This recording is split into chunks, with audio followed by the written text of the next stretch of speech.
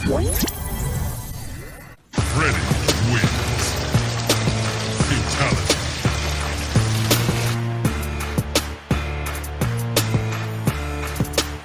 Happy New Year's Eve. It's Freddie Vasquez. This is Basement Politics Unfiltered. Good evening, folks. I'm Freddie Vasquez.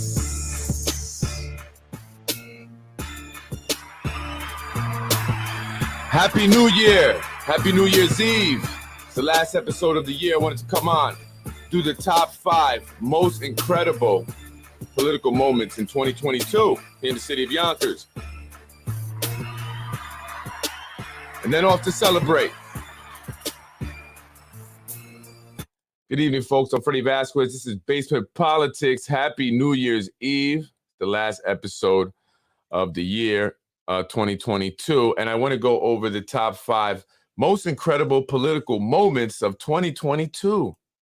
It was quite a ride this year, right, politically. And so me being new to politics here in the city of Yonkers, it's the perfect time to get in.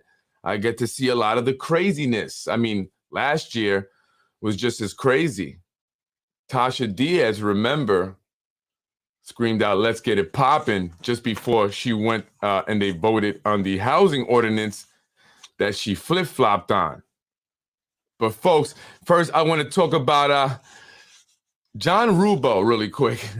John Rubo, and this is not one of the top 5. Maybe it's a bonus. Let's say top 6. John Rubo calling a constituent a scammer. I thought that was pretty bad and very incredible. What do you guys think about that?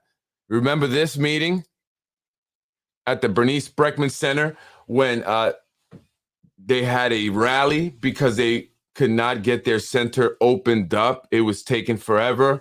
And John Rubo, the councilman of the 4th District, where their community center is located, was giving them a bunch of excuses.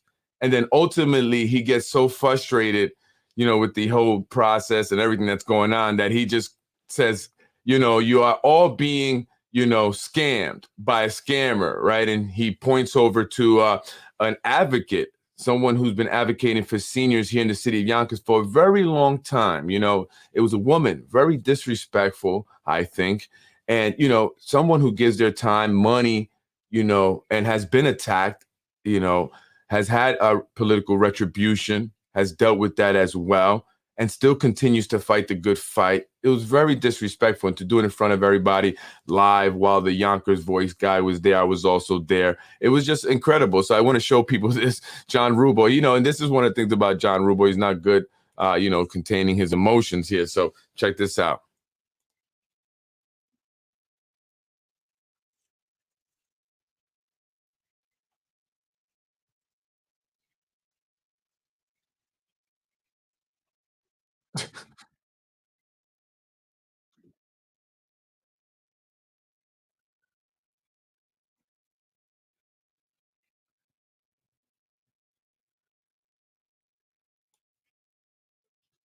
Let's say that one more time.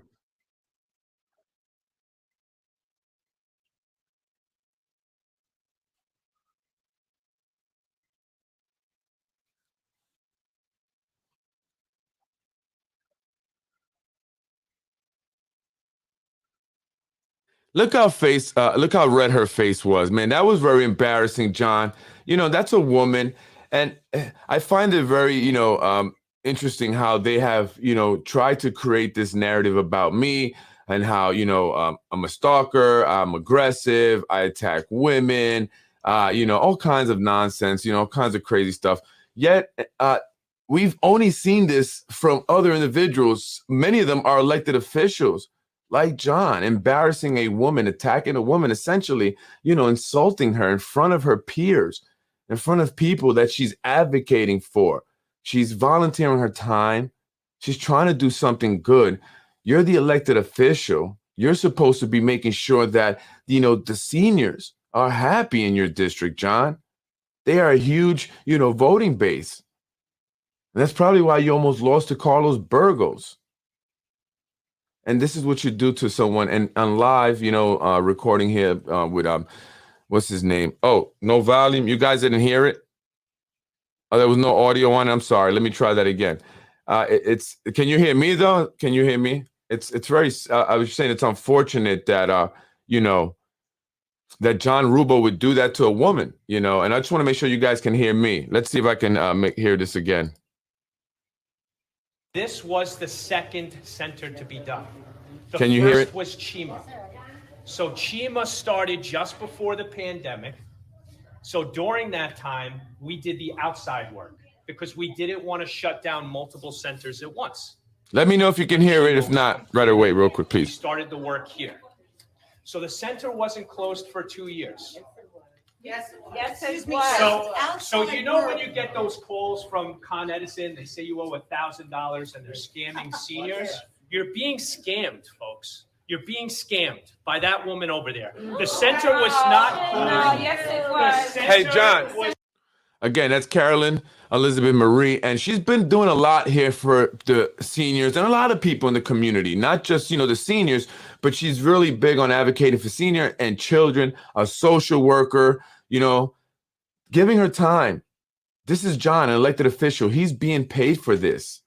And he insults and embarrasses her in front of people. I just thought that was very disrespectful, and I'll call for it. I just thought that was one of the incredible moments. Yes, this is from a man that committed PPP fraud and was sued in federal court by his employees. The seniors were and are very supportive. They're also being retaliated against still.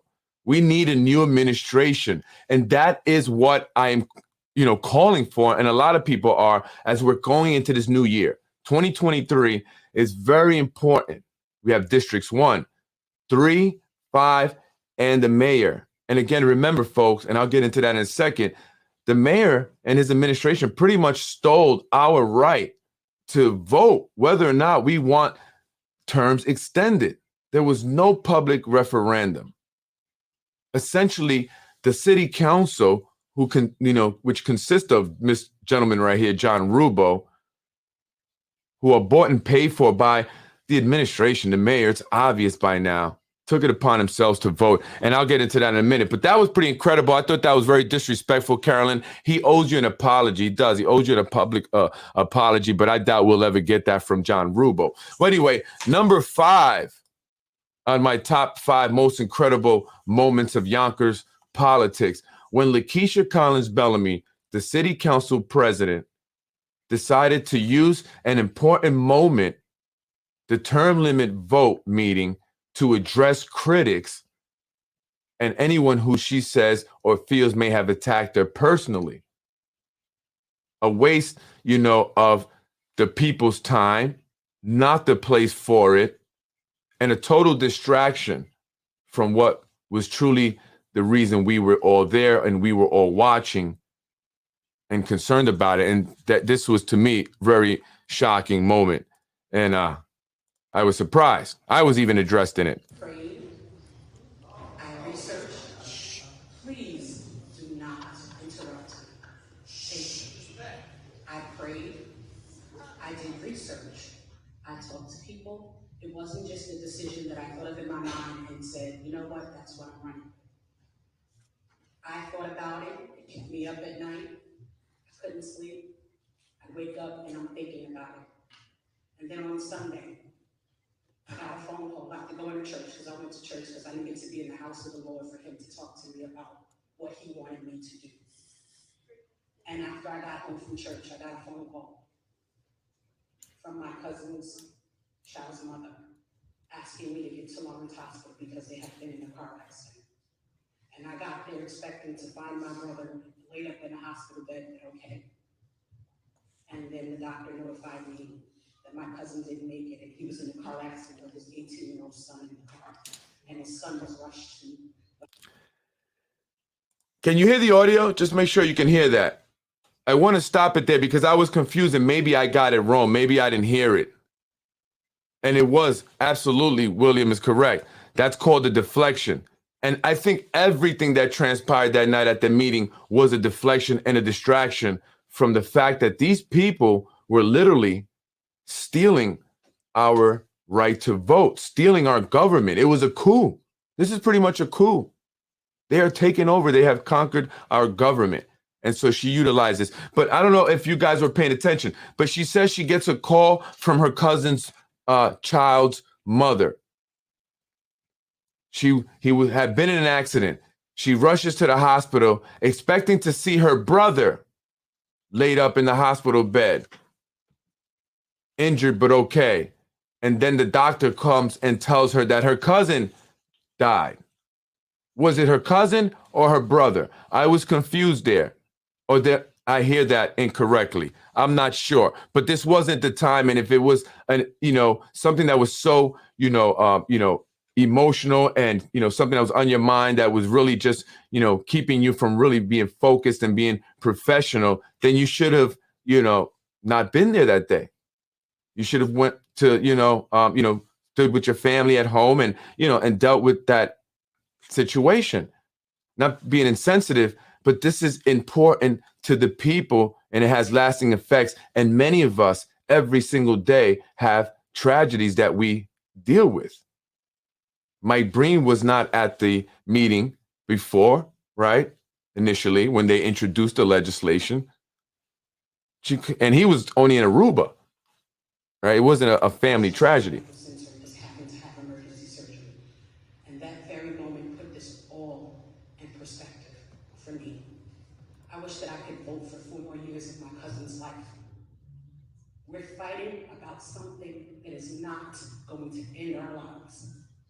But I still took it seriously. So much so, my cousin's son did not know that his father didn't make it in that accident one Sunday.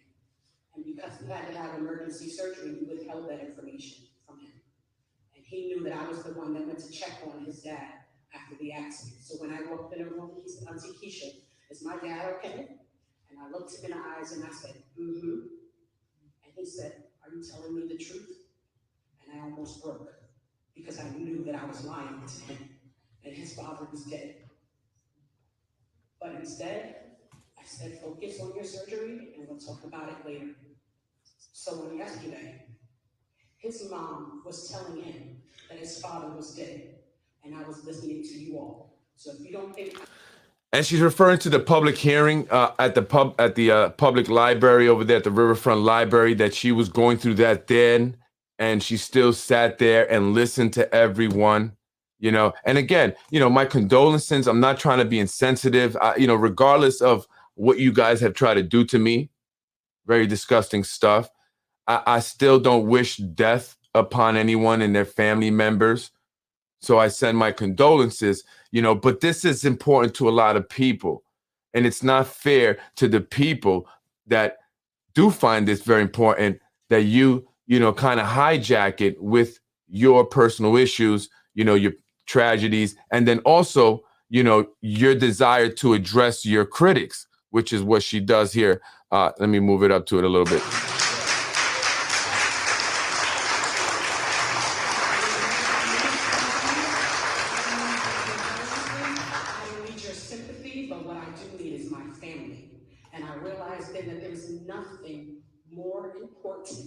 Not a term limit. Death is a term limit. That's the ultimate term limit. All of this can be done and undone. Death cannot be undone. So I ask you all, as passionate as you are, we may disagree, we may agree. I am the only person on this council that represents the entire city. So it's a harder task because I'm tasked with representing the interests of you all. I went so far as to have a conversation with my 16-year-old son and taking him to school because I just wanted... Again, distracting from what we were all there for. We did not want to hear about your 16-year-old son. No disrespect. Again, the tragedy, you could have kept that to yourself.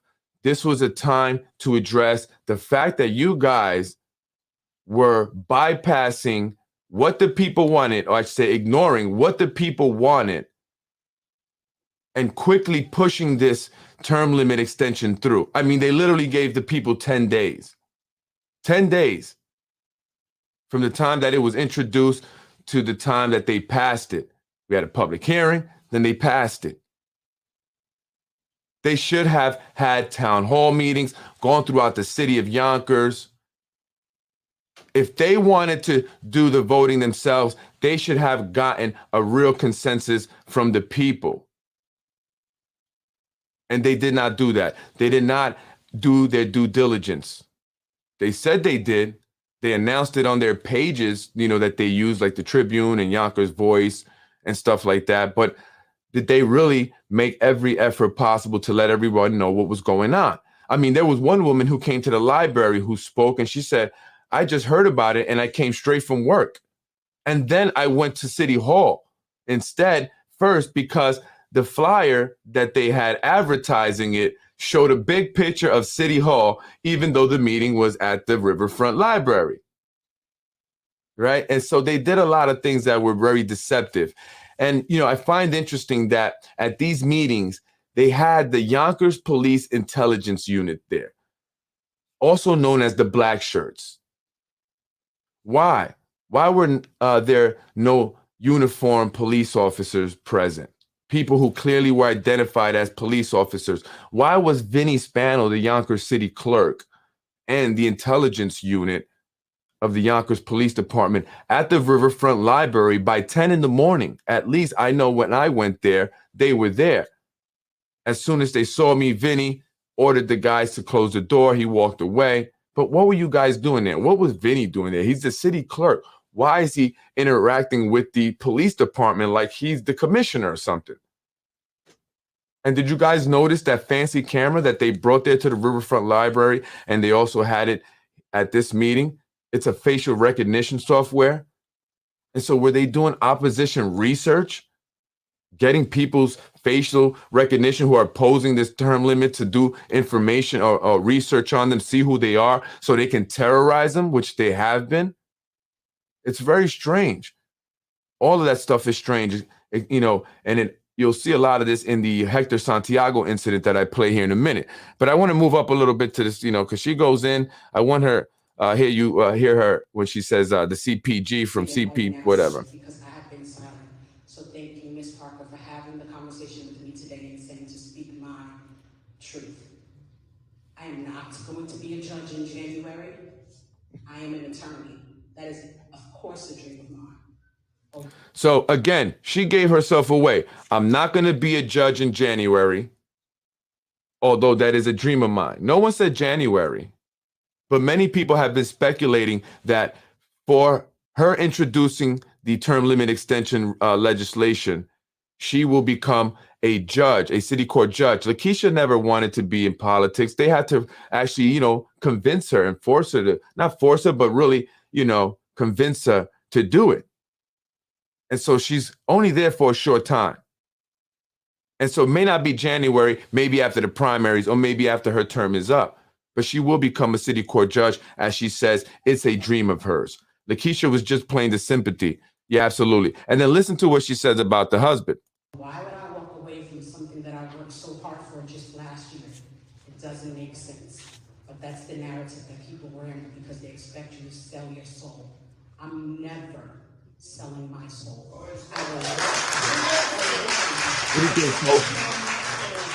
Anything, not to be council president, not to be a municipal housing authority employee, because the only title that matters to me in this world is mom.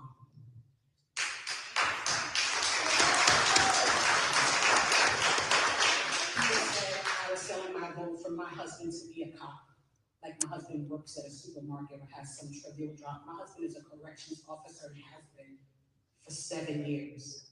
He's worked for New York State Corrections. Right now he works for Westchester County Corrections. Oh, yes. He's been through the hardest academy in New York State. Okay? He doesn't need a job, he has a career. My husband would be in uniform right now. There's no way I would vote for something that I have to wait for. My husband took the test last year when it was available, like anyone else could have taken the exam. My husband passed that exam before I was council president. I'm not selling my vote for a job to come down the line. I think even Rubros was kind of like, okay, you heard him say, ugh, he kind of did one of those. She says that, I mean, she insulted a lot of people. Bottom line, if you work at a supermarket or if you have a job, as a cashier or whatever, she insulted people. My husband has a career. He doesn't have a job or some trivial job like a supermarket job. He has a career. He took one of the hardest exams. And yes, he passed the YPD exam. And if I, was going to sell my vote or sell my soul, I would have gotten what I wanted now.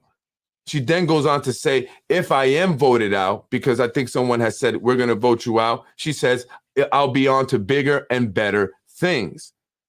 The arrogance. She utilized that entire time to focus on herself and her issues, her personal life, her beef with people. And I wonder if this was something that she was told to do, again, to create a distraction and get everyone talking about this instead of what happened that night in regards to the term limits. But I also think there's something deeper. I truly believe that they set her up. They wanted the Black people to look bad. And as I'm getting more information, specifically about, individuals going around meeting with community members and associations and saying that if Mike Spano is not elected mayor, that the Blacks will be taken over. This is what I've heard from several people now. And I think that they did this to make them look bad. So they can say, you see, this is what's going to happen if Mayor Spano's not elected. But newsflash to those individuals that were told this, it is Mayor Spano, Vinny Spano, Zahi Jarris, Spano family, who essentially put these individuals into those positions. They thanked them. You can see Lakeisha thanking the mayor. She said he trusted me, and she gives away the whole setup, how he brings her into the board of trustees first to introduce her to people and start to build a resume and a background in community service. And then she becomes the city council president out of nowhere, beating Mike Cater after all of a sudden he is involved in an investigation because he's doing something he shouldn't be doing. And there's quid quo pro, an investigation that's still ongoing, an investigation that was sent over to Mimi Roca, and now she's looking into it. But why has Mimi Roca not recused herself like she has done so in the Hector Santiago case? That's right. Mimi Roca, the Westchester County District Attorney, has recused herself from the Hector Santiago incident that happened there that night that I'll get into. Why? But not the Mike Cater case? Strange. Let's take a look at Tasha Diaz. That's number 4. Majority Leader Tasha Diaz yelling at people, screaming at constituents, calling them beggars. Yet and still, no one from the administration, from the city of Yonkers, any of these paid news publications have criticized her, really. No one at all.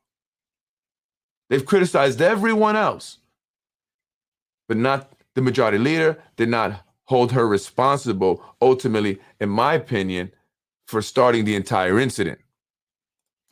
When she said her husband has a career, not a trivial job at a grocery store, she is so pathetic that did it. I would love to know where she got her law degree. She belittled everyone that works at a grocery store. Yeah, it was very, kind of a jab. It's messed up, How dare she sit up there acting honorary to Vinny, next to Vinny, who bitched to everyone that would listen how she was messing up the race. Yeah, I've heard that they said they had to carry her along. I mean, even insiders, individuals that were close to the Democratic Party that were supporting these campaigns and working on these campaigns said that she did absolutely nothing, that they had to do all the work. This is coming from individuals who are in the Democratic Party who went door knocking and all that. Just letting you know. Also, how she allowed grown men to boo underage teens that spoke is disgusting. She was used and sold out 1,000%. And that's unfortunate. I mean, she's approving all these zoning changes that are happening all over Woodworth, Warburton, and essentially what that's doing is pushing a lot of Black people out. The luxury of developments, a lot of black people here in the city of Yonkers cannot afford them. We need more affordable housing. A super democratic majority that consists of 4 black women cannot get a housing ordinance passed. It was introduced by Shanae Williams, Mike Cater, Tasha Diaz was supporting it. Why could they not get it passed? They're Democrats. They are black women coming from low income and affordable housing themselves. Remember the CCP from CPG, Cottage Park Gardens? The housing projects that Lakeisha Collins Bellamy grew up in and takes pride in, achieving so much, coming from so far. Yet and still, they did not get a housing ordinance approved. We are having a housing crisis. People are complaining about this now. The rents are going up. So listen how Tasha Diaz spoke to everybody. And yet and still no one is blaming her. That investigation is at $700,000 so far. Guess who's paying? And he's referring to the Mike Cater investigation. I'll get into that. Yes, $700,000 is what the city of Yonkers has paid. The city of Yonkers has paid out of the taxpayer bank account, taxpayer money in this investigation against Mike Cater. 2 years damn near. For what? A year and a half, maybe almost 2 years. For what? Nothing. Just to keep Mike Cater from running for mayor. And I was talking to someone and I had an interesting theory. Was Nader Sayegh really, and Zahi Jarris really involved in getting Mike Cater, who is cousins with Zahi Jarris, out of politics because they thought about this very moment when Mike Spano would overturn term limits or change the term limits, and then there would be a lawsuit, which I'll get into, which may prevent him from running, opening up for Nader Sayegh. Now you got Mike Cater in the investigation and Mike Spano with an injunction on the term limit lawsuit filed by Michael Sussman. Nader got it made. Was that a plan by Zahi Jarris? I mean, they say he's a political genius. Hey, anything's possible in the city of Hills where nothing is on the level. Let's check out Tasha Diaz. First and foremost, I want to commend you on what you just said and for bringing this legislation forth. Because people like us... Well, why didn't you sign on to it? We stick together. And co-sponsor it. People in here that is stating everything is about money spent. No, it's not. It's not. It's about making sure you deliver for your district. Okay? And when people say, my streets look like this and he hasn't done this, this is why you have people that you designate for certain districts. What? So if that person does not bring those goals back to him, they cannot be fixed. I sat here day after day and I listened to the phoniness. Look how she talks to Corazon. Fakeness. And smiling. She's so jealous of Corazon. The show is over. It ends today. Because let me tell you, y'all sit out here, y'all don't know what goes on in the back. They are playing you. They are playing on your intelligence. Because when we are back there, they're saying something else, and when they come out here, they're saying another story. What is she referring to? She says they are playing on your intelligence. They are saying something in the back, and then they're coming out here and saying something else. Are you trying to, give us some information, right? Are you like screaming for help without letting, your handlers know that's exactly what you're doing? She is so jealous of Corazon. She's called her a broke bee. This was overheard in City Hall, and she's always gone after her. And I do want to say this, that I have heard rumors that Corazon and Vinny Spano have had an affair and had a love child. But I don't think that that's true. I have heard that from many people, actually. But what I do believe is that those are rumors. And look, I have reason to say things about Vinny Spano, obviously, right? I would want to say that, but I don't just want to lie and make things up because that's not what I do. I believe those were rumors that were created by Tasha Diaz just to get at Vinny Spano because they have this thing where they go back and forth. Just like when Vinny Spano told me about her assault on her stepdad, something that I had heard from other people, but when he called me up and told me about it to confirm it, and then told me where she'd be. I had to go over there, and I knew that it was true. Why was she not arrested and investigated? I don't know. But as far as the rumors about her, Vinny and Corazon having an affair and having a love child, in my strong opinion, I believe that those were rumors, and I've heard people saying that that was coming out of Tasha Diaz's mouth, and that she said that Zehi had told her this, and those are rumors that she was spreading. Just again, she has an issue with Corazon Pineda, and so she wanted to make her look bad. And oftentimes they have issues with her. Vinny has issues with her. If you do recall, at a meeting when she went after Sam Borelli, and she accused him of playing favoritism when it came to women and having issues with women. And so she embarrassed him live at a city council meeting that was through Zoom. And so I think that that's why Vinny did that. He kind of wanted to like check her and spank her a little bit, say, hey, you mess around, check yourself. They like Sam Borelli. Sam is their guy. So I'm going to play some more of this. And let me tell you, there's a lot of people that spoke today that was against me, and I still help you to this day. There's churches that are sitting in here that come to me, and I provide for your parishioners. Listen, here it comes.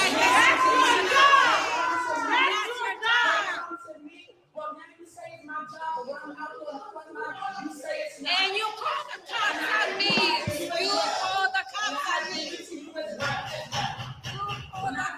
on me. I became majority leader to change the narrative. Notice how no one is telling her to stop. The city council president is banging on the gavel a little bit, but she's not vocally or vocalizing, to Tasha Diaz that she needs to stop. So she's antagonizing those in the chambers there. She is antagonizing them. The narrative of being fake. The narrative of being phony.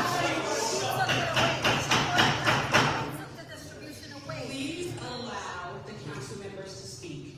Please allow the council members to speak. She's not speaking. She's yelling at them, and she's insulting them. Thank you. Yes. I changed the narrative of being fake. Of being Again, not one uniformed police officer. Who are the cops there? phony. Because let me tell you something. When this is all said and done, whichever way the vote goes, I bet you 9 times out of 10, come tomorrow, if I come here, I'll see everybody that was in opposition leaving the second floor. Okay? And I say that because y'all are not keeping it 100%. You got people that came up here and said, I fight for this one, I fight for that one, and then when their cheerleaders go home, like I said, I'll be seeing them leaving the second floor. Begging. Yes. Begging. Begging. You're one of them. Begging as her daughter right here sits behind Corazon. That's Tasha Diaz's daughter. And she is showing her what a woman, or how a woman is supposed to conduct herself in the city council chambers, isn't she? Sam Borelli was put in charge of the building department for one reason: approve everything the mayor wants. Absolutely. And I'll get to that in a second as well. Begging. So, as a result of her yelling at the constituents, calling them beggars, Hector Santiago, who was also there, I had left by this time. I'm telling you, God is with me. I was told to leave, and I said, I'm going to go, because I normally would have stayed. I said, I'm going to go. Something wasn't right, and I'm glad I did, because not right where I was sitting at is where Hector Santiago apparently had said to Tasha to stop yelling or shut up and vote. I don't know if it was, be quiet and vote, stop yelling and vote, or shut up and vote. But that's what he had said, apparently, or allegedly. And that sparked some kind of melee there. He was asked to leave. He didn't leave right away, apparently, allegedly there. And something happened. Crazy. Then they went outside and all hell broke loose. And I'm going to show that now. And who was responsible ultimately?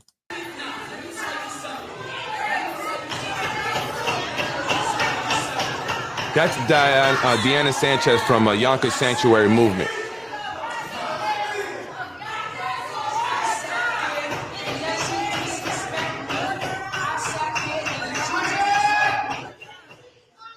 Look, Ron Mattin is up out of here.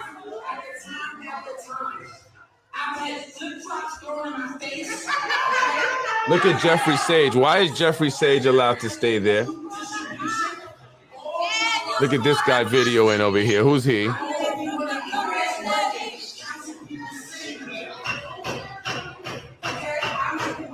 Look at Shanae. Like, is anybody going to stop it?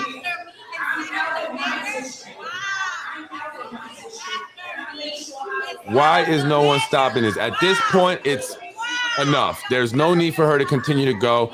She said everything she had to say. She had insulted a lot of people. Why was it continued or allowed to continue? And then here we have an issue. There's Hector Santiago right there. He's in the back and he's actually talking to one of the black shirts. Look, he's talking to one of the black shirts. Something was funny, and Eileen O'Connor mentions it. That didn't even give us the common courtesy to even say anything. And then I got two people that are supposed to be my colleagues that are playing the game with it. There goes Russell Kilgore. He's going to play an important role. My city council president, because she supported me. Like she said, I've always been a black woman. And when we came to certain black entities, they turned their back on us. Everything that I had. Certain black entities turned their back. Now they're looking. See, they're looking. Something's going on. I worked for everything that I had. Nobody has ever given me anything. This is Detective Sergeant, I believe, or Detective Mateo, or DeMatteo. I'm sorry, I'm saying DeMatteo. Nothing, because what I'm doing now, advocating, I did that for free. Okay, I was doing that for free before I came here. This guy looks embarrassed. Because at the end of the day, she's one-sided.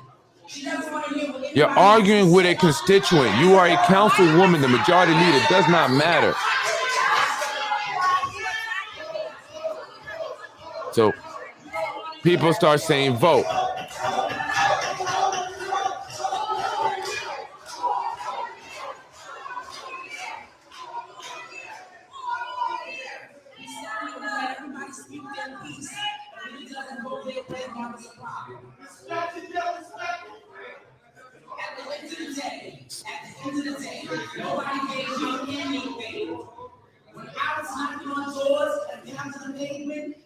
It's like they're waiting for this whole setup, right? Think about this. Look how long it's going. It's almost like they're getting their setup and their plan in place, right? I'm telling you, I think all this was a setup. Look how long it's taking. It's like they had this planned. We are here because we come from the same upbringing. Like, I mean, I don't understand this whole, like, why is she still going? So here goes Hector now. Here's Hector. This guy's trying to pull him. There goes Kilgore. Look, they're not even going after Hector, really. It seems like they're grabbing more this guy. Then Hector.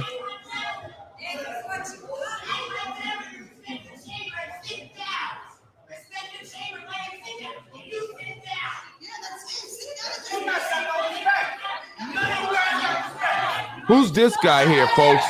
Who's this guy? We got to find out who this guy is. Look, they pushed this woman. Look. He's walking out. Look at all these black shirts.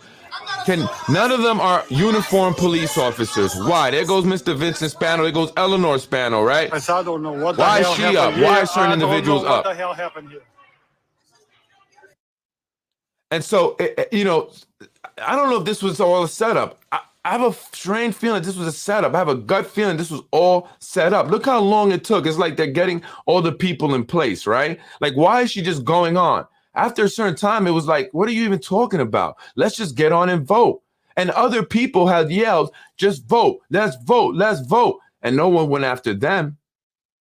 And it looked like they were trying to get the guy with the sweatsuit out more than anything else. It looked like he was trying to get Hector out. But was he with Hector or was he against Hector? Because there it looked like he was kind of against Hector.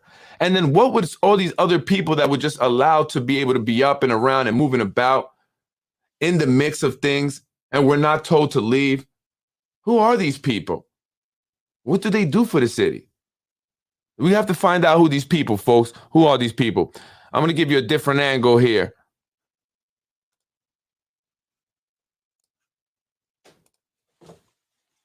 Actually, you know what?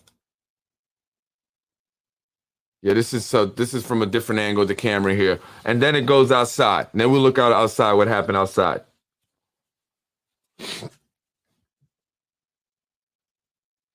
This one has no audio. There goes the city council president, Michael Sabatino. He introduced the term extension the last time when it was 3. The third term, he introduced it along with Mike Breen, Michael Sabatino. And for that, he was rewarded with a $120,000 job as director of constituent services.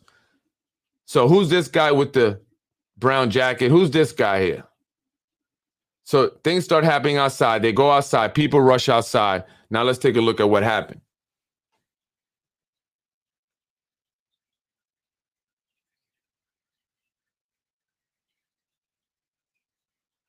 There goes Ron Madden.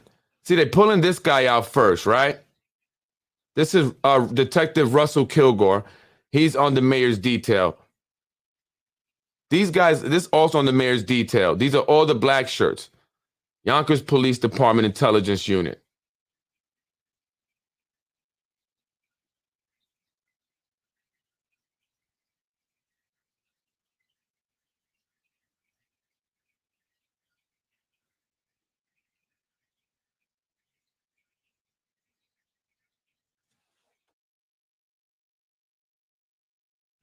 See, he grabs him. Hector, boom. Now, let's watch that one more time. Watch where Hector's hand goes. Where does Hector's hand go? And this is important because I'm going to read the police reporters after this. Because this was, one of the most incredible moments of political, here in Yonkers. Look at where the Hector's hand goes. And remember that.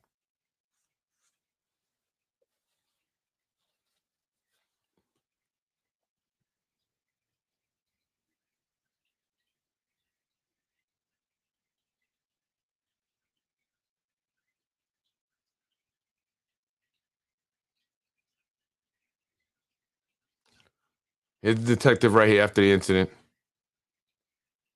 Now, who are all these people? I mean, where are the cops? Who's this guy that's pushing people? There goes Janai Wallace. Why is she in there? No uniformed police officers. This doesn't tell me he's a cop. That just, I don't know. Maybe he works for the city. I don't even know. You can even almost overlook that, especially when there's a lot of chaos. Who's this guy here? He looks like he just came from the bar. No disrespect. I'm just saying. Then the guy from the veterans, he runs the veterans affair for Yonkers. How is he involved in talking to the guy if these, this whole police thing is going on? Why does he have that authority? Who's this guy with the trench coat here or whatever? Who is this guy here? Anybody know? He looked like he almost wanted to step on his hat. Then you got the Yonkers foodie guy. The only uniformed police officer here. It's this female officer here. It's the only uniform. Here comes Vinny Spano. He's the boss. He runs the police.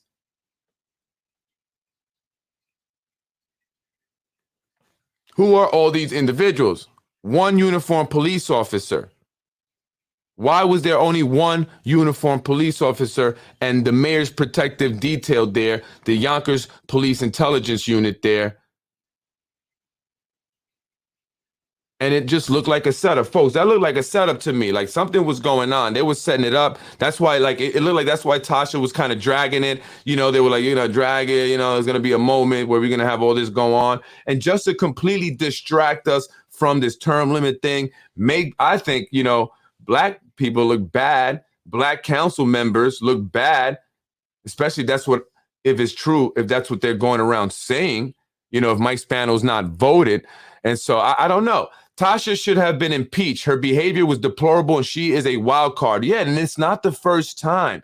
Remember the meeting for the housing. Let's get it popping. That's what she said. That's what she said this. You're watching. No, that's my daughter. I was raised in housing. I don't think you were. So she has this problem with, her behavior and controlling herself. And some of the things that she said in meetings, to other people, she's told John Rubo, the councilman of the 4th district, that she's going to F him up. She's called Corazon Pineda Isaac of District 2 a broke bee. Like, what kind of elected officials do we have here in the city of Yonkers? I don't get it. They are embarrassment to the city. Absolutely. They embarrass the entire city, not just black people, black women themselves, but the entire city. We are the 3rd largest city in the state, and we look like a clown show. Clown show. Thank God that News 12 doesn't really talk much about it. Those other news outlets don't say anything. I'm the only one that keeps it honest. That's why they've attacked me like they have been. Unbelievable. They are leaving a bad legacy behind that will never be forgotten. Absolutely. We should make this go viral. We should make that video of Tasha Diaz yelling at constituents go viral. We need to start to step up. Folks, I get it. There's retaliatory things going on. You see what's happening to me. I'm being accused of, all kinds of things, the CPS reports, everything. They're hitting me with everything they can think of. The text messages that I've been getting the past 3 days, everything. My wife is having an affair. She started divorce proceedings. She's, embarrassed. She's walking with her head down. I mean, everything they've done to me. I understand, but we have to start to speak out more and more. We have to start to share these videos. Let everyone know what's going on, the embarrassment that they are, and that we need to vote them out. The lack of uniformed police led Hector getting assaulted and the meeting to get out of control. Absolutely. And also the fact that Tasha Diaz started this whole thing, but also the city council president, by making it personal. This was not the time and place. Go do a live. You should have handled that before. Should have been talked about this, not during one of the most important meetings, if not the most important meeting of the year. That was not the place. We didn't want to hear that. I'm sorry. And that was all a distraction. That was all deflection to me, right? Why did you introduce that, Lakeisha? That was your only legislation all year. As city council president, you only introduced the term limit extension legislation. That is it. Why? No explanation, no nothing. All of a sudden, out of the blue, here you go. The way some of the council behaved was disgraceful. How embarrassing. Absolutely. And please, folks, it had nothing to do with race. And in fact, the individuals that are behind them, are the reason for it ultimately. And there's all colors behind them. It's people of all colors. It's people that are corrupt, that have taken control of our government and now abuse it. They abuse it. I mean, the reason why we can't have term limits extended is because it allows for an individual to be there long enough to really set up a system that is almost impossible to take down, allows them to infiltrate every department with its own people so that they can never be taken down. And now they control everything. And that's what makes it difficult about anyone wanting to go against Mike Spano at this point, because that's exactly what he's done. People are scared to speak out. People have gotten jobs. People are getting taken care of. People have, these things that they don't want coming out, leverage on them. And so they will do whatever they need to. It's gotten really bad. Every single department,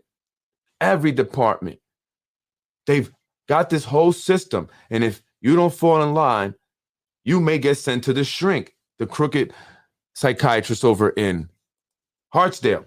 Never thought the day would come where Mount Vernon is more civilized than Yonkers. Listen, and it's interesting that you say that. Someone was just telling me about how Mount Vernon was so ghetto compared to Yonkers, and that the elected officials here, or I should say the puppet masters, the one behind the scenes making money off the developments, would have no interest in Mount Vernon. But I don't think that's true. I think they have a lot of interest in Mount Vernon. And so you guys got to pay attention to what's happening. If you care about Mount Vernon recently, you see that the mayor of Mount Vernon went on Yonkers Voice. Then the former mayor, Richard Thomas, who said he was going to be coming on my show, kept flaking on me, then popped up on Yonkers Voice. I don't know if you use me, right? Because they like that. Oh, no, because, Ruros to call him right up. Don't go there. Come on my show. You decided to go on the show with the guy who pled guilty to sexually abusing children, had child pornography, Richard Thomas. That's not a good thing. You got to make that up to me, man. But we had a good conversation for an hour. He told me a lot. That's going to be an interesting race there. Either way, Richard Thomas, you're either going to be on the show or not. But I am going to talk about it. Just letting you know. Tony Spano and Keith Olsen practically holding and waiting for me to show up. Is that what you think they were waiting for you? I'm sorry, I didn't know. They were waiting for you to show up? Tony Spano. I know the guy in the brown jacket is. He is not a cop. He was there with the DPW guys. He's not a cop. He's there with the DPW guys. What does he do? What's his role? Because he looks like he's, a big time guy. He's running like no one's stopping him. He's doing whatever. He's straight up in the mix of everything. So who's he? The tall guy in the hallway is the next PBA president when Keith leaves. No election, just pass the torch. Well, Vinny said you're wrong, that they do have elections, right? That's what he told me. All the guys with the little badges on their shirts are cops. Yeah, they're cops. They're also called the black shirts. But for most, people, they're not going to really see that. They're not going to know that, especially right away, especially when it's all crazy, right? And so why were there not uniformed police officers? That's who should have been there. Why were there Yonkers Police Intelligence Unit guys there, right? Because again, it's all about opposition research. They want to see who's there. This is what they're doing. I believe that the administration, uses the Yonkers Intelligence Unit for their own personal political benefits. That's just my opinion. I truly believe that. The mayor didn't want uniformed cops there because he didn't want the controversial nature of the meeting on display. Also, all those cops were on overtime, and the mayor reserves that for his Gestapo. Oh, so they're getting overtime also by being there. And what do you mean that he didn't want the controversial nature because of the controversial meeting on display? Oh, that even adds to, what I'm thinking, that it was all a setup, right? Because if there had been uniform officers there, you would see Yonkers Police, boom, boom, boom, all over, right? In the video of all this going down, it's Yonkers Police. You don't need another George Floyd or something to happen here in Yonkers, right? So that could be it. That could, wanted to keep, these guys and Vinny and Zay, these guys that meet up, the Yonkers Democratic Party, they meet, they have meetings. And they talk about all this stuff, and they talk about people like me and other people. Their names come up in meetings. My name come up in meetings, and it has. And someone told me my name was coming up in meetings, and they were discussing what to do with me. And so some people were concerned, and that's why they were telling me. They were like, I don't want nothing to happen to you. They've been meeting about you. This was, the beginning of the summertime, but, so I'm aware of that. And this is why we have to vote these people out. This is crazy. It's dangerous. It's dangerous. It's unfair. It causes, this income inequality we have here. We have to vote these people out, man. I mean, folks, I don't know what else to say. We have to vote these people out. Otherwise, this place is just going to remain, corrupt forever. Look at these roads, horrible roads. We're going to be a freaking circus. Our politics is a circus, right? And who's going to be the next mayor after Mike Spano if he wins again, does another? Will it be a 5th term? Will it be a 6th term? Right? Will we ever have, a real government that represents the people here in the city of Yonkers? We need to come out and vote next year. It's very important. Read the police report on the Yonkers City Council term limits meeting. So really quick, this is the Yonkers Times. They put out the police report, and I just, wanted to kind of go over it. I mean, it was kind of, I don't know if it matched up all the way. It says we spoke to Hector Santiago, and who told us he believes the video shows a highly charged police officer, strike back at Santiago. We also see Santiago nudge the officer before it escalates, and New York State criminal law prohibits a civilian from touching a police officer. We have spoke to people in the chambers, elected officials, and members of the Yonkers police. All say the same thing. They wish this incident did not happen. Over the Christmas holiday, we did receive the police report in response to our FOIL. Interesting, again, how the Yonkers Times, the Yonkers Voice, and the Yonkers Tribune, the ones that are paid by the city, are able to get FOIA requests so quickly, so easily. I mean, look how quick they get this stuff, right? Community members have the right to speak and be heard in accordance with the rules and procedures set in place by the governing body. And although discretion and reservations are the guiding law enforcement principle at meetings of this nature, no person has the right to disrupt, interrupt, or prevent the operation of government. What do you mean? Prevent a council person from yelling and belittling constituents, calling them beggars? Is that what you mean? What's his name? Dan Murphy. As such, by the way, Dan Murphy did call me up, in the beginning, say he likes what I'm doing. Thank you, Dan. As such, police will first attempt to mediate with unruly people and then, if necessary, escort them from the premises. In rare instances, arrest them, blah, blah, blah. The incident, like all criminal incidents, will be adjudicated in court of the law with due process afforded to all parties. Additionally, as a standard practice in any event where members of the department utilize force, the incident and arrest are being reviewed internally by command staff and the end of YPD statement.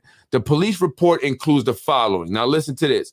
On this date, members of the Yonkers Police Intelligence Division were directed to the Yonkers City Council chambers to conduct a protective detail during a public hearing. A protective detail. Okay. Members of the intelligence division were clearly identified as police officers. I don't think that's true. Were clearly identified as police officers with YPD insignia displayed on the outermost garment. And this is not against the cops. I'm not against YPD. I want to make that again very clear. We have to understand what's happening here, right? While at the scene, the room was filled to capacity and tensions began to escalate as speakers from the public discussed city matters for 3 minutes at a time. While city council members were addressing the room, several arguments began to erupt between the occupants of the chamber. So he says nothing about Tasha Diaz. He says while city council members were addressing the room, you mean screaming, yelling, insulting the room. That's what you mean, Dan Murphy. What do they have on you, Dan? Do they have something on you? Because blackmail, I see why Zahi Jarris was charged and convicted of blackmail. This is what they do. Blackmail people. The city council president, Lakeisha Collins Bellamy, on several occasions advised the patrons in the room that if any individual continues to be unruly, they would be asked to leave. Not once did she say that during the argument or the yelling that Tasha Diaz was doing. An argument began to escalate in my proximity between a male Hispanic, later identified as Hector Santiago, and several males. Mr. Santiago was also standing up and yelling at the city council members. Mr. Santiago was cupping his hands around his mouth to amplify his voice, which continued to disrupt the proceedings. As Mr. Santiago continued to yell at the city council president again asked for order several times, referring to the crowd. Is that what you saw happen there? As the crowd began to settle, Mr. Santiago continued to amplify his voice by again cupping his mouth and directing his words at the city council, causing the proceedings to cease and numerous people to redirect their attention away from the meeting and towards his actions, right? The assigned detective then approached Mr. Santiago with the intent to speak with him and diffuse the situation. However, that's not true. The assigned detective did not speak to him, actually. He was speaking to the other guy, and that's referring to Detective Kilgore. With a low, even tone, I asked Mr. Santiago to lower his voice. Mr. Santiago then shouted at me, stating, "Fuck that, tell that shit to these guys," pointing in the direction of other members of the chamber. I again advised Mr. Santiago to lower his voice, to which he responded, "I don't have to do shit." Excuse my language. I then advised Mr. Santiago that if he did not cease his actions, I would have to escort him out of the chamber in order to allow the proceedings to continue peacefully. Mr. Santiago then turned towards me in an argumentative manner and shouted, "I ain't going nowhere," causing several people to turn and look to see what was going on. I then advised Mr. Santiago that due to his actions, he had to leave the chamber. The assigned detective then attempted to guide Mr. Santiago in the direction of the exit by placing his hand at the small of his back. Mr. Santiago then began yelling and stiffened his body, refusing to leave the room. Detective Newman and Detective Specialist Licht then assisted the assigned detective in attempting to escort Mr. Santiago towards the exit. Mr. Santiago continued to yell, causing several people in the chamber to respond to our side of the room to see what was happening and again redirect their attention away from the meeting.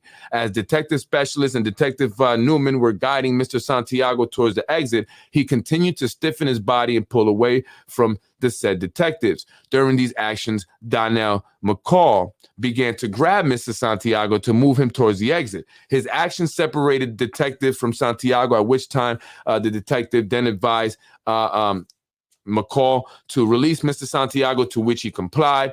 PK1, McCall was then escorted out to the chamber by assigned detective and special detective. Mr. Santiago was then escorted out of the chambers by assisting detectives.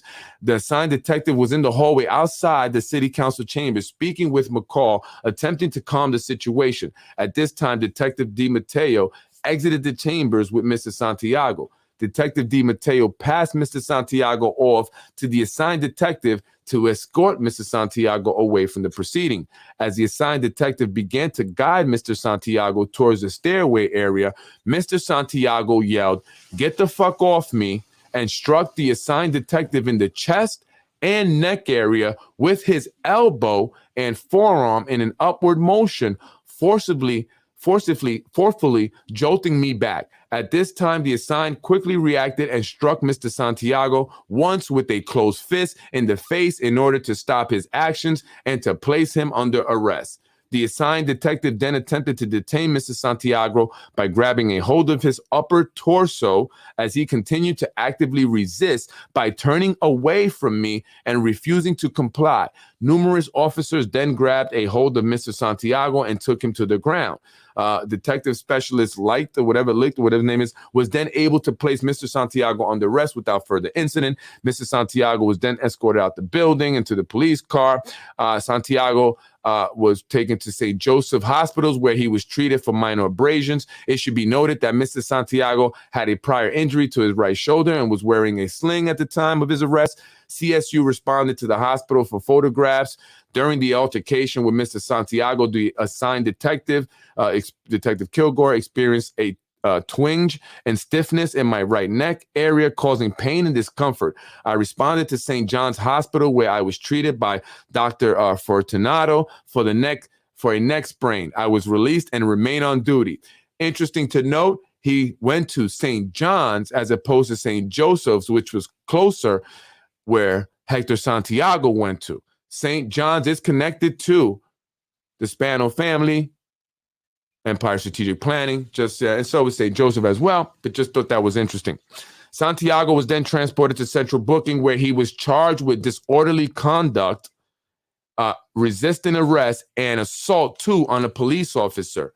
The assigned detective to respond to Yonkers DA's office filed charges. Because of the charge of assaulting an officer, Santiago spent the night in jail until an assistant district attorney could review the charges. After finding that neither the police officer identified as Detective Russell Kilgore nor Santiago was seriously injured, the assault charge was dropped.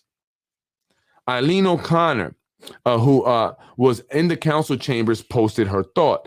I witnessed this event at Yonkers City Hall at the city council meeting, and it made me sick and angry. Hector was standing in back of me, telling Tasha Diaz to stop talking and vote. This is according to Eileen O'Connor of Indivisible. He repeated that several times, then was surrounded by black shirts who told him they wanted to talk with him outside. No IDs as cops. Couldn't tell who they were. They walked him outside the chamber to the hall, and that's where I lost sight of him. The black shirts triggered this incident. Hector Santiago, founder of Stop and Shake, was a casualty of police black shirt violence. Despicable. The Yonkers underbelly was on full view both nights. I see this as a call to all decent-minded people to stand up to this mob goon mindset. The Yonkers City Council needs to stand up and start showing leadership here. The statements made by the Yonkers City Council President and Councilwoman Tasha Diaz set the stage for this. It all seemed orchestrated, end quote. And I agree, Eileen. I agree. It all seemed orchestrated to me. Every single thing. Something is not right. Folks, you hear what she said. This should be a call to all decent-minded people to stand up. Stand up. Speak out to this mob goon mindset. Where if you say your opinion, they will attack you. They will harass you. They will call CPS on you. CPS, Child Protective Services. They will use their agencies to attack you. No one wants this fourth term except those who are benefiting from it in some form of fashion. That is a fact. That is a fact. They are turning up the city upside down, looking for who are the sources, and I will not give you guys up. I promise you that. Don't let them lie to you. I said that, or I posted those Vinny Spano texts because I wanted people to see who they are, the liars that they are. I wanted people to see how they turn on each other. And I only did it after they called CPS on me. I was told how it went down. I know all about it. Vinny Spano was involved. So I released those text messages because I want the city to see who he is, who these individuals are. And it's time to vote them out. We cannot afford another 4 years. Hey, developers, that doesn't mean that your projects are done. Doesn't mean that. But the people of the city of Yonkers are tired. The people, many who work for the city, are tired. They are sending people to these crooked shrinks, getting them terminated for retaliatory reasons, going after citizens who speak out like Carolyn, me, Anthony DiMaggio, 15 years on the police force, the lieutenant who scored 100 on the lieutenant's test, who has had nothing but great recommendations, great things said about him until he spoke out. And then they set him up and got him fired, taking away his job, his career, his pension, the way he earned his income. And they've done this to other individuals recently. One of them became suicidal, so they brought him back on the job, because if he killed himself because they did that to him, that would be big. That would have just blown it all wide open, because the guy's mother would have went on every camera, news camera that would put her on and said, they fired my son because he knows about the bullshit that's going on there. And he has the information. He has the videos. This is why they are trying to come at me, because I'm encouraging people to speak up, stand up, and let's vote next year, 2023. Let's ring in this new year, looking forward to voting these people out. Everyone has a stake in it. Everyone has a reason to vote for someone else. Everyone, whether you're on the north side, east side, west side, everyone has a reason. East side folks, they're coming to destroy your peaceful neighborhood over there. You heard Tasha Diaz. We got to make it even. Put more buildings over there. Bring MGM Grand, the hotel, and all the traffic that's going to come from the people from all over coming to gamble, the crime, the traffic, the crowds, the noise. It's not going to be a peaceful community of houses over there. It's the east side. They're going to change the zoning laws. These developers know it, so they buy the property ahead of time. And then they change the zoning laws. They're going to put buildings. They got to put people that are being kicked out from this west side somewhere. They got to go somewhere. You heard Tasha Diaz. She doesn't want to see neighborhoods that are all Hispanic and all black. That's what she said recently when they were discussing redistricting. And it's got to be equal number of houses and buildings. I see some districts that mostly have houses. What is she saying? District 6, District 4, District 5. But who is she saying that on behalf of? You have to Focus, folks. We have to come out and vote. It's very important. Uniformed cops are authority figures. They're used when resistance to something is expected because their presence is a deterrent to disruptive behavior. Exactly. The mayor wants to give the impression that there is little to or no resistance to his fourth term, so he doesn't use uniformed cops. And also, they don't want to, yeah, that's true. And also, maybe he wanted stuff to pop up, right? Like, again, that's their plan. They wanted it to be hyped up, and something was going to happen, and they didn't want to see, this picture of a bunch of Yonkers police officers in their uniform, somebody like Hector Santiago in a sling on the floor. The assigned detective reacted to a push with the use of excessive force to let him know who was the boss. That cop actually came up to me. He was nice. He said, hey, when you're ready to go, I'll escort you out the meeting the night before. I wasn't asked to leave, and he's always been a good guy. And so I don't know what happened there. And I don't want to say anything negative, but I want to give it to you like it is. I mean, it says that Hector elbowed him. I didn't see that. I saw him kind of push off a little bit, mostly toward like the chest area. I don't know how much really anything he did, compared to that punch. And then, it says that his neck and whatever was hurting, I don't know, it's crazy. I don't know what happened. Detective DiMatteo was the most professional officer there. That's another good officer. Respect to him. Shout out to you. I've dealt with him before. I've had my experiences with him. Always been a gentleman, stand-up guy. Shout out to you. He tried to de-escalate the situation, but got killed.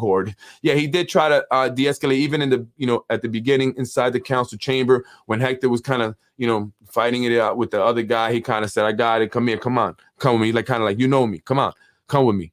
And so, what about the chambers? What about the council members? What role did they play? Why do they not hold responsibility? But folks, the number one most incredible moment in Yonkers politics is the overturning of the term limits by our Yonkers City Council. That is the most incredible moment of 2022. And I want to play you what Corazon Pineda Isaac has to say. Good evening, ladies and gentlemen, and thank you all for being here today. And first, I'd like to excuse my cough outburst. I'm not feeling too great. But, yesterday, today, throughout this entire process, it really does excite me to see this much engagement. It is my wish that it continues on the many important topics and matters that come before the City Council. But I think what's most important about today is the how and not the what or the who. I think what is most concerning and what feels most disenfranchising about all of this is how it has all occurred. On October 21st, I, along with Majority Leader and Council President, we were at the Chima Center for the 3rd Precinct Police Council meeting. And at that meeting, we were questioned about what our position was for term limits. My colleagues stated at that meeting that that topic was just a rumor and that they didn't have a position and were focused on city issues that were before us. 3 weeks later, it's no longer a rumor. Let's continue to go through that timeline. Now fast forward to November 10th. The item is introduced and the local law before us in relation to term limits is on the record. That Tuesday, we have a Rules Committee meeting, and Councilmember Rubo stated that this topic had been discussed at length. I asked my colleague across the aisle that how many examples can you show me that this item was discussed at length? Because what measuring stick are you using to show the length of that discussion? Because I have not seen that.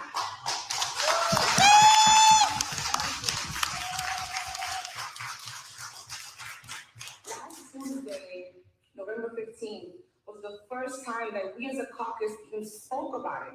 All 5 of us. And that was hardly a conversation. That same Tuesday, a public hearing / town hall was scheduled for the following Monday. And a vote was scheduled for today. So from introduction to today, it has been 10 days. 10 days, ladies and gentlemen. Our town hall yesterday, it did last 4.5 hours, and that was great. We had about 90 speakers, and percentage-wise, that is 0.045% of the 200,000 residents that live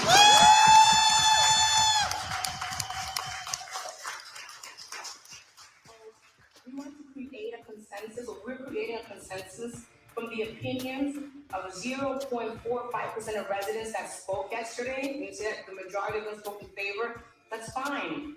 But 90 people out of 200,000 have given their opinion yesterday in public. We have 475 letters in support, 43 letters against, a petition with 342 names that have signed it against.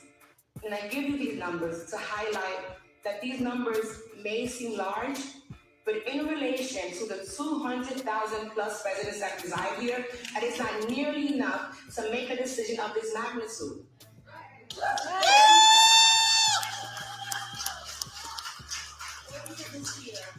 This body passed a law that changed how landlords were required to take out the garbage. We didn't get nearly as many emails or response as we did with term limits, and yet that launch was pushed to 2023. So we're being more considerate about how we deliver trash regulations, and instead we're treating the people's will and their right like trash.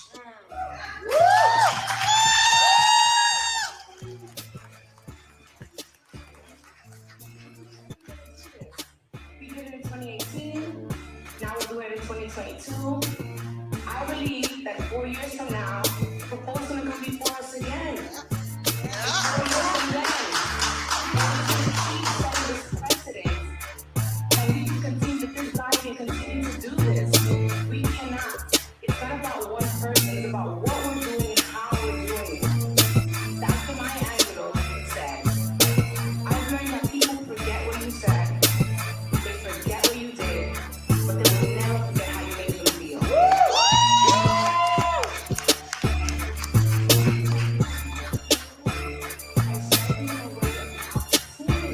To make this for themselves is insane. I've heard that the referendum voted by the people in 1996 and in 2002 are outdated and do not reflect how people feel now. I've heard that from folks. If that is a fact, all many of us are asking you to do is allow people to prove that. Prove to us that what many of you are assuming is the will of the people. We're making that assumption because we haven't given this enough time to really determine if this is truly the consensus that comes from the people. If this body truly felt that voting for this ourselves was the best course of action, then we should have begun this conversation in January, in February, in May, in September, in October, but we did not. On November 10th, this item was introduced. On November 22nd, we are voting for it. We should have hosted numerous town halls on the east side, on the west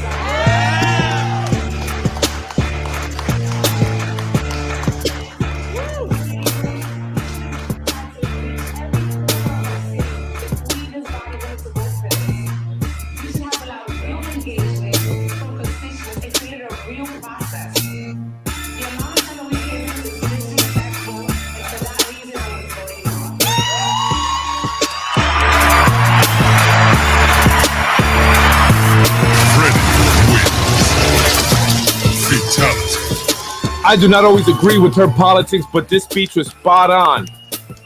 Yes, it was. It was spot on. But it was a little too late. Right? What is the saying goes? Is it a dollar short or whatever? A little late, a dollar short, a day late, a dollar short or whatever. Close but no cigar. It was too late. Great speech at this point, but it was too late. We needed you to be this person, this council member from day one, Corazon.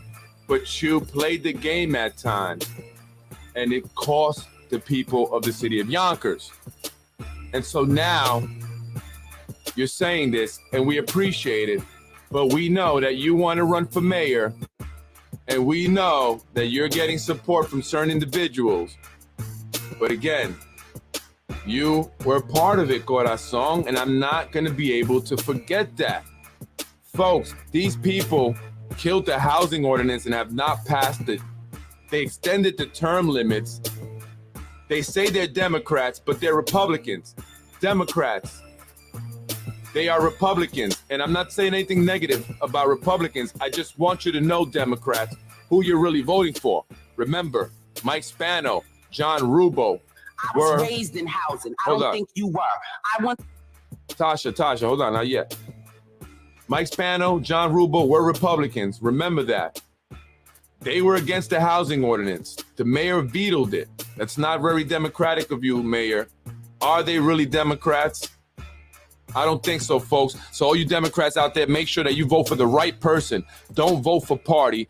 Vote for the right person, because Democrats in Yonkers are Republicans. That's for sure.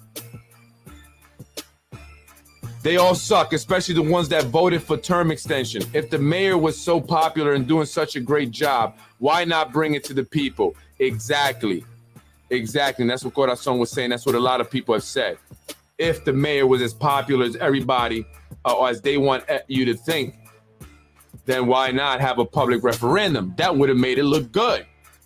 If the people truly wanted Mike Spano to run again, and that was the truth, that everybody wanted it, including the Mexican Chamber of Commerce, who were forced to write that letter, then they would have done a public referendum, because it would have made them look good. It would have made the mayor look even better. It was like, look, the people want it. We did a public referendum and they voted for it.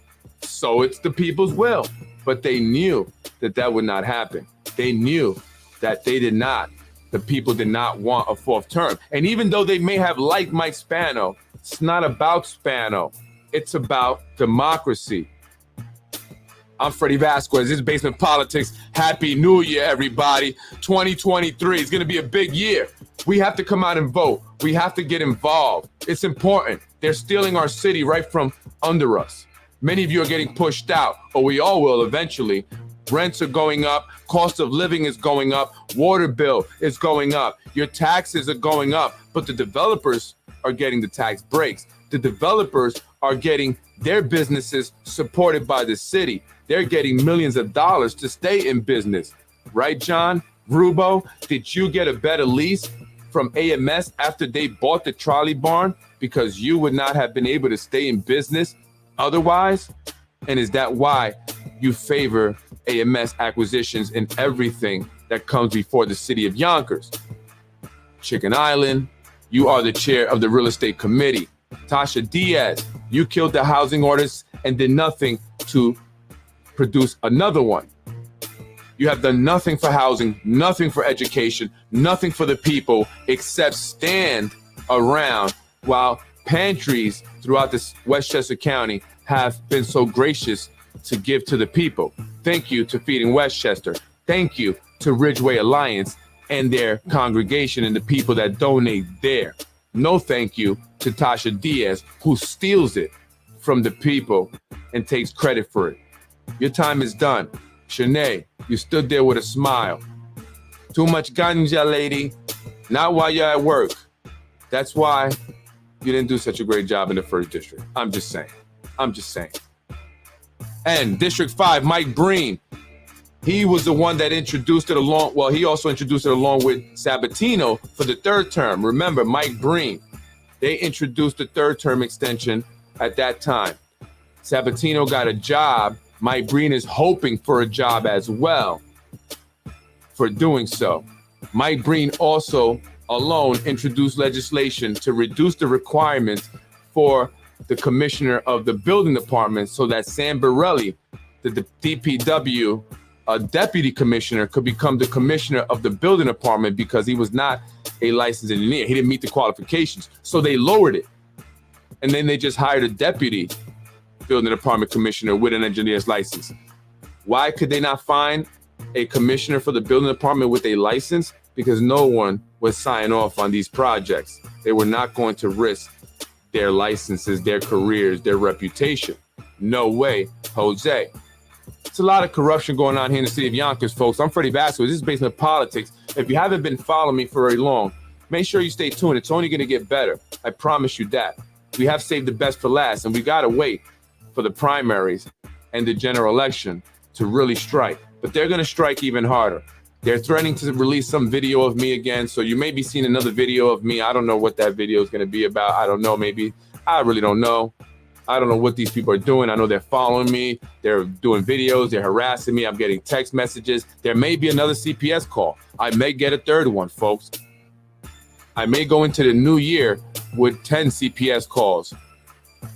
That's right, because they continue to call. And I heard from an anonymous source allegedly that Jamie McGill Spano has it out for me. She wants to destroy me. She is hell-bent on taking out Freddy Vasquez. Jamie, you guys called CPS on me first. And let's hope that 2023, Jamie, doesn't bring a CPS war. Because you know what the deal is. You know. And I got videos of that pool party. People are good. Jamie, we can stop this or we can continue to go. But who do you think has the most to be concerned about? Who?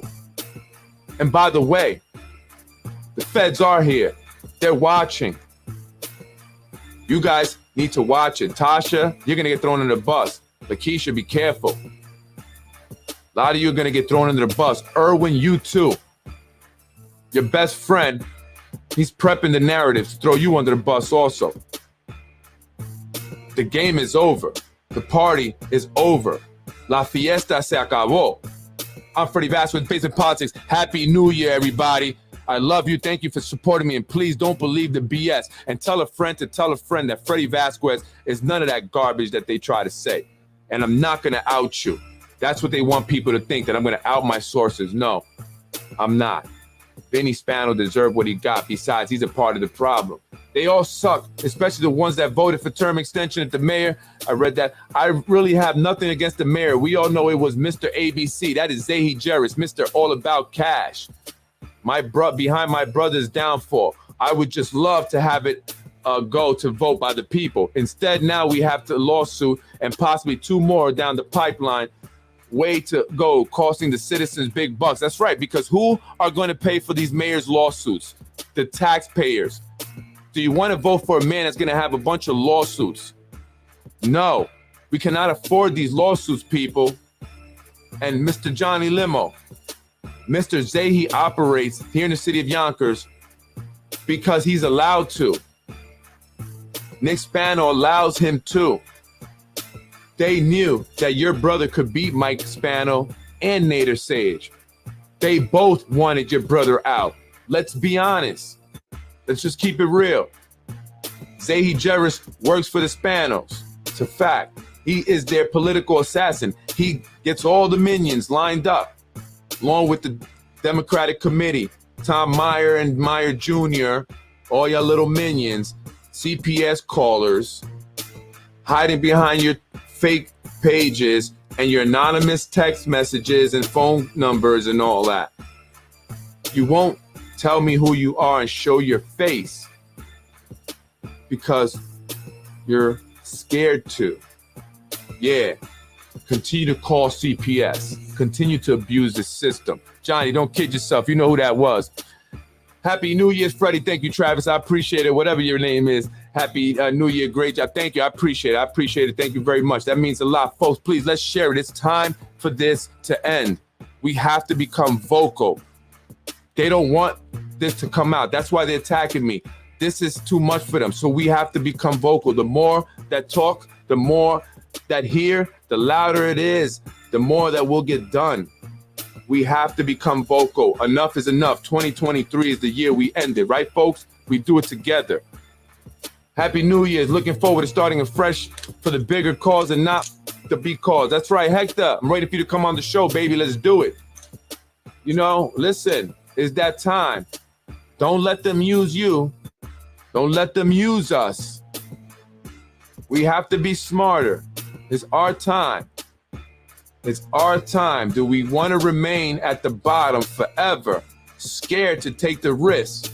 Scared money don't make no money. I'm Freddy Vasquez. This is Basement Politics. Happy New Year. God bless you, everyone. God bless you. Shout out to the Yonkers police officers, first responders who are working tonight. May you be safe out there. prayers go out to you. Spanos don't know war. If they did, they would have came after him first time when he challenged Liam. Slick Nick, aka disgraced ex-senator, only went in on the plan because Mr. ABC was hell-bent on hurting Cater. That's why they used Zahi. Like you said, they don't know war, but Zahi does. He's a scammer. He's been in jail. That's what he does. All kinds of crimes he's been charged and convicted for. He's a 2-time felon, as you say. Anyway, folks, I'm Freddie Vasquez. I'm up out here. We got less than 2 hours to the New Year's. New Year, not New Year. New Year. I wish you all the best in this coming year. I really do. I wish you all the best. And to the haters out there, keep hating. No matter what you do, you're not going to stop Freddie Vasquez. They're threatening me saying, when the next video comes out, I don't know, supposedly a video of me fondling somebody or whatever, I'm not going to be able to operate a daycare center. I said, it don't matter. I'll operate Basement Politics still, right? And that's all that matters. As long as Basement Politics continues to operate, it doesn't matter, Frankie. It doesn't matter, Jeffrey. It doesn't matter, Joey. It doesn't matter, Nater, Zahi, and all you little goons. You guys are losers for doing what you do. Do it like I do it. You can't, because you're losers. Sorry I ruined the plan, Jamie. I didn't know that Vinny wanted to be the mayor. Karma is a motherfucker. Stay tuned. Scared money don't make no money. Vinny Spano told me his wife really wanted him to be the mayor. Did I ruin the plans, Jamie? Ay, bendito. I was trying to work with them. I was trying. Ay, bendito. You're watching Basement Politics with my dad, Freddie Vasquez. You're watching Basement Politics with my dad, Freddie Vasquez. Thank you for watching Basement Politics with my husband, Freddie Vasquez. Freddie wins. That's right. Fatality. That's my family right there, and I'll protect them, and I'll go all the way. How far you guys are willing to go? How far are you willing to go? I'm in it for the long haul. Basement Politics will continue in 2023. Best believe it. It's time for change, and I'm here for change. God bless you all.